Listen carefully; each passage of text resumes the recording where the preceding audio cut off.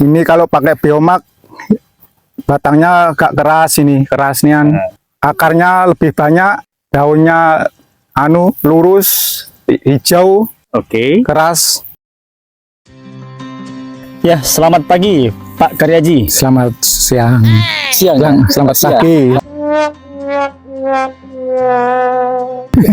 Selamat pagi Pak Karyaji. Selamat pagi, Pak. Oke, Pak Karyaji, bagaimana perbedaan sebelum Bapak menggunakan biomak dan hasil yang sudah menggunakan biomak? Coba jelasin, Pak. Ini kalau pakai biomak, batangnya agak keras ini, kerasnya. Akarnya lebih banyak, daunnya lurus, hijau, Oke. keras.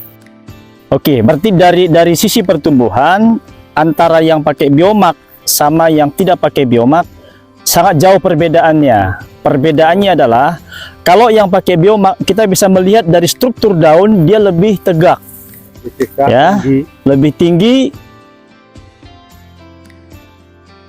Kemudian perakaran, kalau akar yang tidak pakai biomak dia lebih cenderung mandek atau menggumpal, pendek. Sementara kalau yang pakai biomak ya, dia panjang. Kemudian hasil dari penggunaan biomak kita bisa lihat dari daunnya. Daunnya lebih lebar ketimbang yang tidak pakai biomak. Kalau tidak pakai biomak daunnya agak lebih kuncup. Oke, Pak Karyaji, bagaimana pendapat Bapak untuk nanti di hasil akhirnya?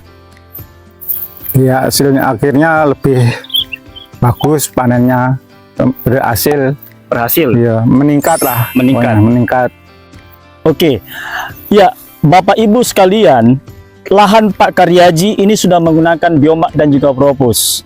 Perlu kami sampaikan bahwa sebenarnya ketika Bapak Ibu sudah menggunakan biomak di lahan padi yang sudah Bapak tanami, satu hal yang perlu kami sampaikan adalah bahwa ketika tanaman padi seperti yang ada di hadapan kita ini sudah berusia lebih daripada 50 hari atau sudah dilakukan pemupukan 2 kali. Kami dari PT Biotis Agrindo sebagai produsen produk biomak menyarankan untuk tidak menggunakan lagi pupuk urea. Kenapa? Karena kita tahu bahwa sebenarnya ketika tanaman padi sudah berumur di atas 50 hari, maka padi ini sedang memasuki fase generatif.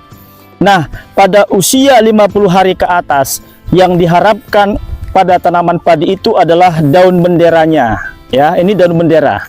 Nah, daun bendera inilah yang diharapkan harus dalam posisi tegak dan harus dalam posisi hijau. Kenapa? Karena dalam posisi hijau inilah pada daun bendera di situ terjadi proses metabolisme atau fotosintesa. Ya, kurang lebih 70% proses metabolisme itu terjadi pada daun bendera.